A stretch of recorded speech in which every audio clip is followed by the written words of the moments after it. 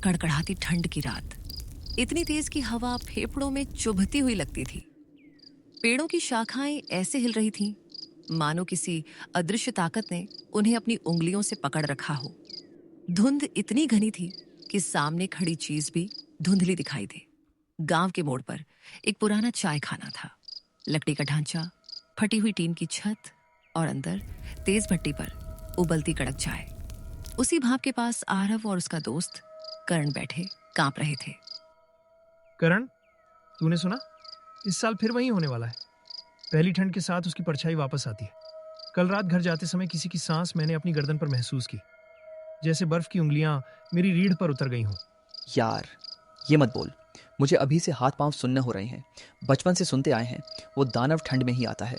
उसके पैर उल्टे होते हैं, आवाज़ इंसान जैसी नहीं, जैसे टूटा रेडियो खड़खड़ाता हो। और वो दिखाई भी नहीं देता जब तक कि... नाम मत लेना, बस मत लेना।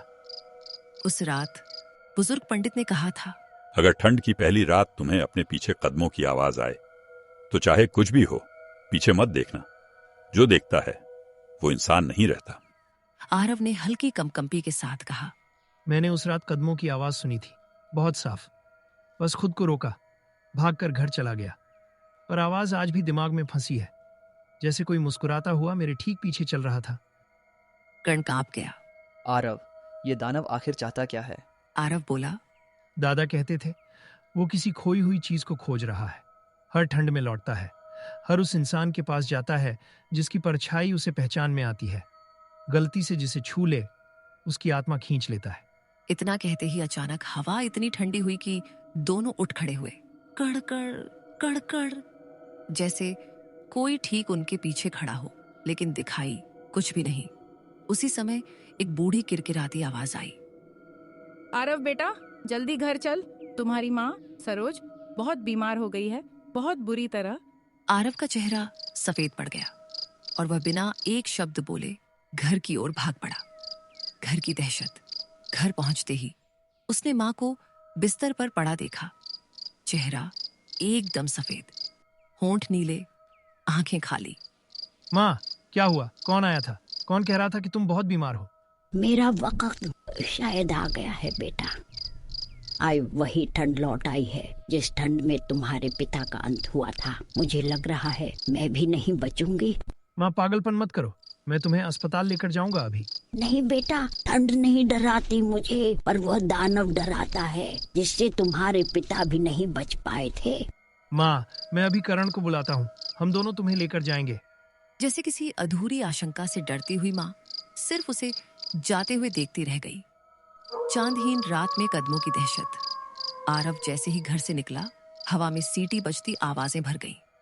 सड़क खाली, पेड़ों की परछाइयां लंबी और विकृत। रास्ते में अचानक सामने मदन काका, गांव का बूढ़ा आदमी दिखाई दिया। उन्होंने गहरी आंखों से आरव को देखा। इतनी जल्दी में कहाँ जा रहे हो बेटा? मदन काका, माँ बहुत बीमार है, करण को बुलाने जा रहा हूँ। मदन काका की सांस भारी हो गई। सावधान रहना, आज की ठंड सिर्फ ठंड नहीं, यह वही रात है जब दानव लौटता है। 20 साल पहले उसने आधा गांव निगल लिया था। तुम्हारे पिता भी उसी के शिकार हुए थे। आज कौन बचेगा कौन नहीं, कोई नहीं जानता। कर्ण के घर के दरवाजे पर उसने जोर की दस्तक दी। करण, दरवाजा खोल, मैं हूँ आरव। कर्ण की माँ घबरा कर बोली, रात काली है, ठंड खतरनाक है, मत खोलो मत खोलो। लेकिन कर्ण बेचैन था। माँ, अगर कोई मुसीबत में है तो क्या डरकर दरवाजा बंद कर देते हैं? कुछ पल बाद दरवाजा खुला। एक तेज ठंडी हवा अंदर घुस गई, जैसे कोई अदृश्य चीज साथ आई हो। आरव की आंखें लाल, सांस टूटती हुई। करण, जल्दी चल, माँ की हालत बहुत खराब है। दोनों दौड़ते हुए वापस घर लौटे।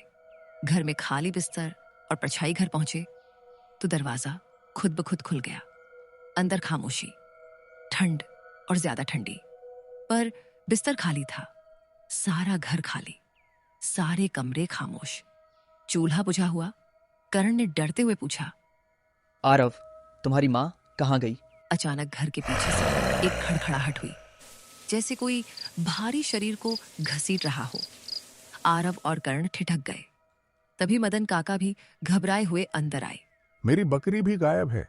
मेरी नातिन ने कहा कोई बड़ा जानवर उसे ले गया, पर मुझे लगता है ये सब दानव का काम है। पहले जानवर, फिर इंसान। काका, वो राक्षस माँ को कहाँ ले गया होगा? मदन काका ने धीमी कांपती आवाज में कहा। सुनसान जगहों पर जहां इंसान कम जाते हैं, पुराना पीपल चौराहा, सूखी नदी का जंगल, या फिर सबसे डरावनी टूटी पहाड़ी के नीचे की गुफा। चलो काका, देर मत करो। तीनों बैलगाड़ी में बैठकर निकल पड़े। हवेली की परछाई जैसे ही जंगल में प्रवेश हुआ, धुंध और गाढ़ी हो गई। पेड़ों की शाखाएं ऐसे फुसफुसा रही थीं, जैसे कोई उनमें छिपा हुआ बोल रहा हो। अचानक उनके सामने एक पुरानी टूटी फूटी हवेली उभर आई, जगह जो सालों से बंद थी। मदन काका अचानक रुक गए। मेरे कानों को किसी के चलने की आवाज सुनी, बहुत धीमे, बहुत भारी पैर। बेटा, मुझे लगता है वो यहीं है।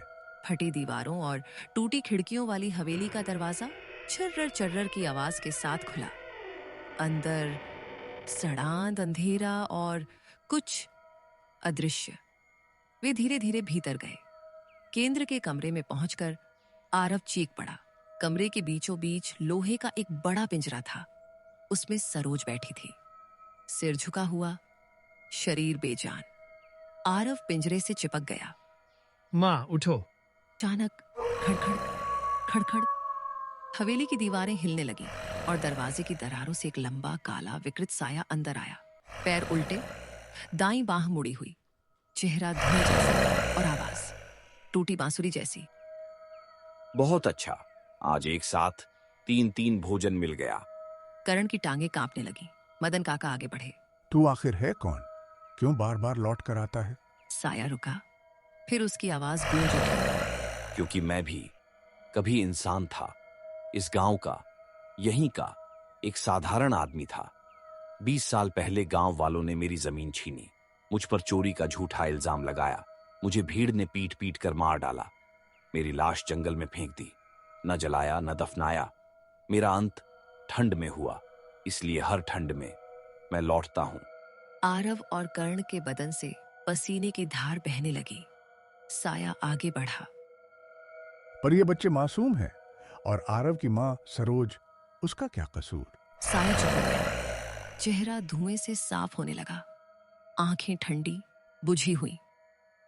आवाज बदल गई, अब वह दर्द भरी थी। तुम सही कहते हो, मैं मासूमों को खाने नहीं आया, बल्कि सच्चाई बताने आया हूं। उसने हाथ उठाया। लोहे का पिंजरा खुद ब खुद खुल गया। सरोज धीरे धीरे बाहर आई, कमजोर पर जिंदा। साया बोला, जा आरव, अपनी मां को ले जा। आज रात मैं किसी को नहीं लूंगा। मेरी आग शांत हो गई है। हवा का एक तेज झोंका चला और साया धीरे धीरे धुएं में बदलकर हवेली की टूटी खिड़कियों से बाहर चला गया। पीछे सिर्फ उसकी टूटी, दूर जाती आवाज रह गई। अन्याय की ठंड हर साल लौटती है,